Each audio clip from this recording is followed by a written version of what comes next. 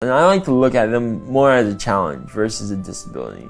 I think everyone has these, everyone faces these, and I feel like just people like to dwell and they're like, oh, I'm sick, cure me. And when people look at a disability in particular, they're like, oh, it's an illness. It's something we have to cure and fix and overcome. And yes, it is something you have to overcome.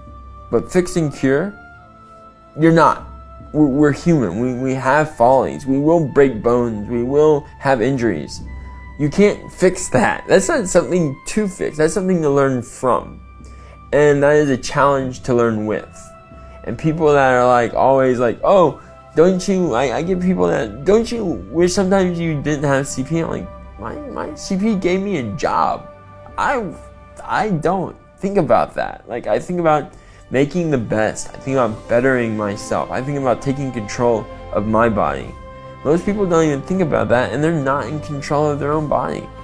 They have a tendency, people have a tendency to be irrational. People have a tendency to succumb to pressures and just ideas and different things. They don't actually control their life. They're being controlled by this manipulation.